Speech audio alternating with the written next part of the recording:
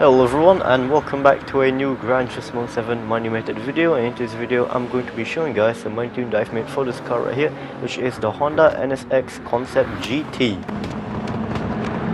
Alright, so the car's on sale inside the brand Central, so let's go in, and once you're in, go to Asia Pacific, and then over here in Honda, press on that, and once you're in, go into the showroom, scroll to the right side over here, and this is the car that we'll be using today. It is the Honda NSX Concept-GT from the year 2016. So this is a Group 2 race car, not Group 3. This is a Group 2 race car, and it costs a total of 800,000 credits. Alright, so for this part, it was actually surprised me that the custom parts for the wing actually affects the PP of the car. So make sure you guys do have the Type A wing set equipped, because this is going to be important for the build. Before we continue, if you guys are enjoying the video so far, be sure to drop a like on the video and subscribe to the channel if you guys haven't already. It helps me out a lot and really appreciate it. Let's try to get 5,000 subs by the end of this year. Let's see if that's possible. Anyway, so yeah, starting off with the tunes, as you guys can see, it's an 800 pp tune. So starting off with the tires, we are going to be using racing hards, and here is the suspension setup.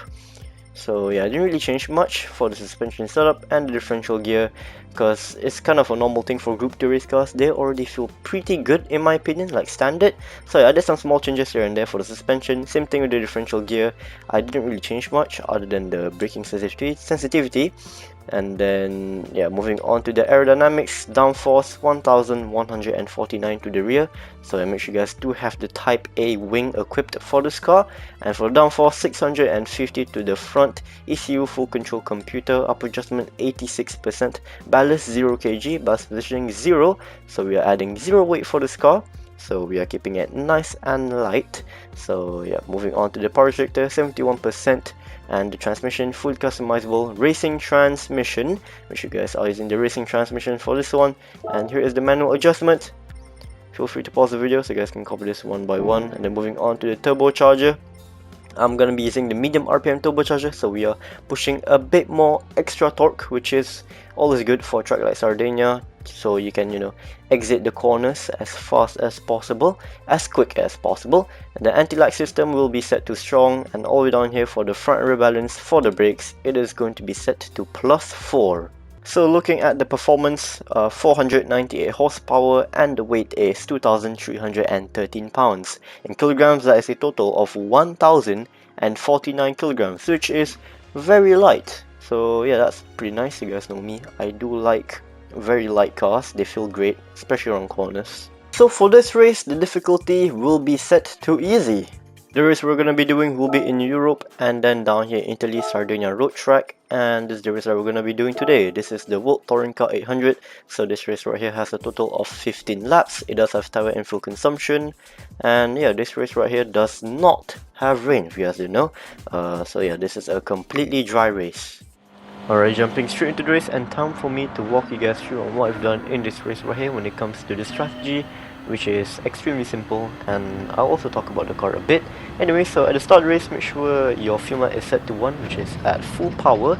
So keep your fuel map at 1 until you have to pit to refuel. For anyone that's wondering, this is my fastest lap, which was a 135.309. It wasn't a perfect lap, I did a few mistakes here and there. I could most definitely get a faster lap time, but that's just the best I got for this footage right here. So yeah, there's that. So fast forward to the end of lap number 6 right here. So this is when you're going to be entering the pit lane to refuel the car, and we're also going to be swapping to a new set of racing hard tires. So yeah, swap to a new set of racing hard tires and also refuel the car until it is 100% full.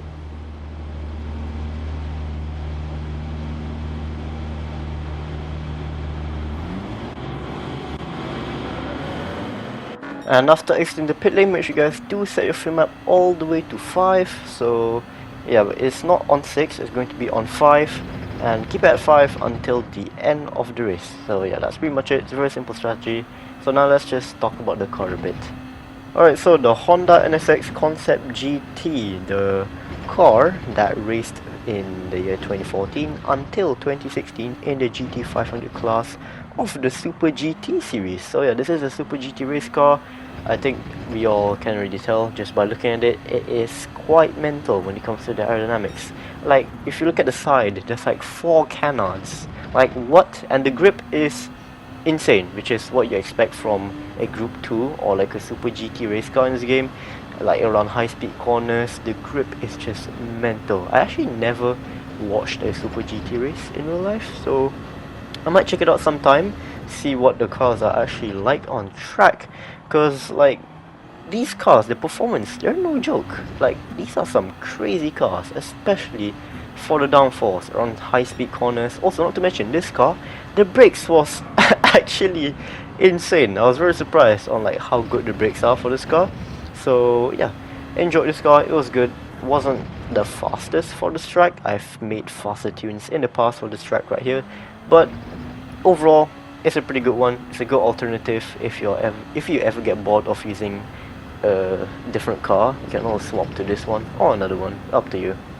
Fast forward to the end right here, so on the final lap and crossing the finish line, finishing first place. There we go. And here's the payout. There we go, got my clearancing bonus, and this is the time it took for me to complete the race, which was a 25:24.205.